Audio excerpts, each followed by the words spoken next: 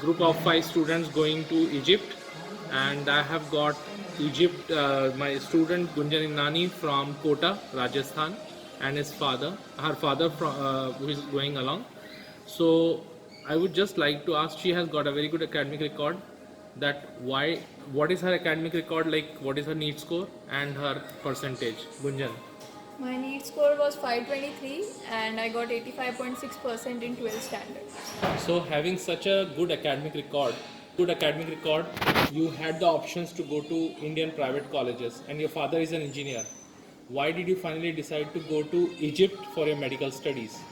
I chose Egypt medical colleges as it is very much compatible to India's standards and it has high ranking college of 350 which is above than AIMS Delhi, and it has many Indians are residing over there and they are very well satisfied with the management of medical colleges, and the clinical exposure is very much good. Per day patient inflow is very nice for having clinical exposure. The climate is very much compatible to India, which is a main factor affecting lives. It is a 5-year course. Okay, so Gunjan के पापा हमारे साथ हैं, mister उत्तम इनानी। वो भी कोटा के बहुत बड़ी इंडस्ट्री के अंदर इंजीनियर हैं। तो उन्होंने ये पूरा प्रोसेस बहुत जल्दी किया, यानी कि उनका ये पूरा प्रोसेस लगभग 10-12 दिन के अंदर पासपोर्ट बनने से लेकर एडमिशन और डिपार्चर तक, इस पूरे प्रोसेस में 15 दिन के आसपास लगे। उन्होंने इतना क्विक डिसीजन लिया, क्या चीज़ें थी जो उन्होंने सोची या उनको इन्फ्लुएंस किया, और क्या उनको सभी information time to time organisation द्वारा दी गई, और वो इन्फॉर्मेशन मतलब सारी सर्विसेज जो भी उनको देनी थी, क्या वो सारी सर्विसेज से वो सेटिस्फाइड हैं? सर, मैं डॉक्टर का जो नीट स्कोर था 523, इस पर मैं थोड़ा निश्चिंत था कि कुछ केरल का प्राइवेट कॉलेज मेरे को इसमें मिल सकता है, जो कि मेरे बजट के अनुसार था। लेकिन जब कॉलेज के प्राइवेट कॉलेज का फीस एकदम से डबल कर दिया गया, तब मैंने सोचा कि 1 साल ना वेस्ट करके कहीं ऐसी अच्छी जगह बाहर से इसको MBBS कराया जाए, जो कि क्वालिटी वाइज एजुकेशन भी दे सके और मेरे बजट में भी हो। तो काफ़ी सारा सर्च मैंने पहले भी कर रखा था, लेकिन इजिप्ट के बारे में पहली बार सुना और मैंने इसको वापस गो थ्रू किया इस पर इंटरनेट वगैरह पे, और दोस्तों से भी कंसल्ट किया। तो इसमें मेरे को मिला कि मैं जैसे कि फिलीपींस देख रहा था, जो 6 साल का कोर्स है उसमें, और आपका 1.5 साल का BSc कोर्स है, जिसमें भी आपको मेडिकल का वेरी फर्स्ट डे से कोई एक्सपोजर नहीं और 1.5 साल का पैसा मेरे को एक्स्ट्रा देना पड़ा था। तो वो सब चीज़ मेरे को बाद में मालूम चला कि इजिप्ट में ये चीज़ ऐसी नहीं है।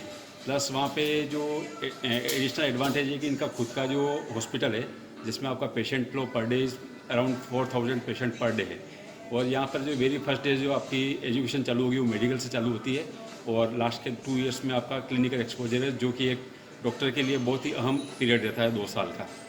तो और सेकेंडरी जो फर्स्ट तो आपका जो रैंकिंग है इसकी एम्स दिल्ली से काफ़ी ऊपर है, इजिप्ट की जो यूनिवर्सिटी है।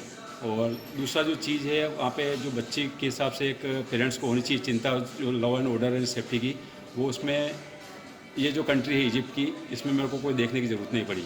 इसमें मतलब मैं निश्चिंत होकर बच्चे को भेज रहा हूँ, और I am also this confident that she will get A much more better education than any Indian private college. So your consultants, did they provide you the proper services, information at the right time, and what would you like to tell about the consultants? Sir, इसमें मैं बोल रहा था जैसे ये कि अभी बताया कि सारा प्रोसेस 10 दिन के अंदर ही कंप्लीट हुआ है, तो आपसे एक समझ सकते हैं कि इस 10 दिनों में कितना कॉरस्पॉन्डेंस हुआ होगा। पासपोर्ट भी बना है, जिसमें कि अभी हमारे पास शुरू में पासपोर्ट नहीं था, क्योंकि मैं केरल में डिपेंडेंट था, केरल में कि हो जाएगा, इसलिए मैं पासपोर्ट का ज़्यादा सोचा नहीं था। लेकिन जैसे ही मालूम चला कि ये नहीं हो पाएगा यहाँ पे, तो मैंने तत्काल पासपोर्ट में अप्लाई करके और इस प्रोसेस को पासपोर्ट से लेके आज मतलब पूरा एयर टिकट वीज़ा के साथ मैं आज इनके साथ सर के साथ बैठा हूँ। तो मतलब दिन में करीब करीब 5-7 बार कम्युनिकेशन होता था, लेकिन कभी मेरे को ऐसा महसूस नहीं हुआ कि मेरे को कई चीज़ें प्रॉब्लम आ रही है, या मेरे को कई चीज़ में मतलब कोई डाउट, मैं किसी भी स्टेज में कोई डाउट नहीं हुआ कि इजिप्ट में भेजना में डिसीजन सही था नहीं था। तो मैं किसी लेवल पे कहीं नहीं हुआ, हर समय मेरे को प्रॉपर इन्फॉर्मेशन और इवन एडवांस में मेरे को इन्फॉर्मेशन मिली कि आप ये चीज़ करते रहो तो इसमें आपको प्रॉब्लम नहीं आएगी। It's a very nice process.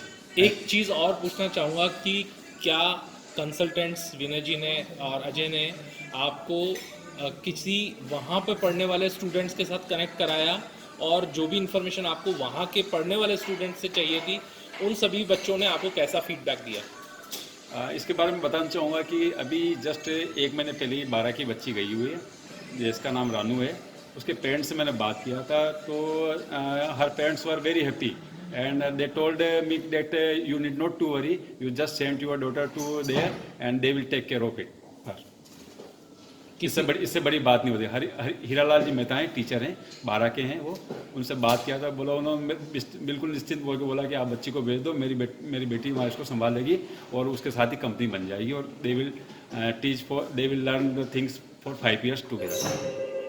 Thank you so much sir. और आज आप फ्लाई करने वाले हो और कल आपकी इजिप्ट के लिए फ़्लाइट है, तो हम सभी की तरफ से आपको बहुत बहुत शुभकामनाएं हैं। स्टूडेंट जो है उसको एक और उसका जो गोल है वो है USMLE क्लियर करना। क्या USMLE के बारे में आप जानते हो? जी बिल्कुल, मैं जानती हूँ। 3 स्टेज का पेपर होता है and first paper is theory, बाकी क्लिनिकल होता है। And if you are studying in Egypt you have high chances to crack USMLE. So I hope that you're going to crack USMLE and next in the very first attempt. Our best wishes because you have a great academic record and we know that you deserve to be a doctor. Thank you.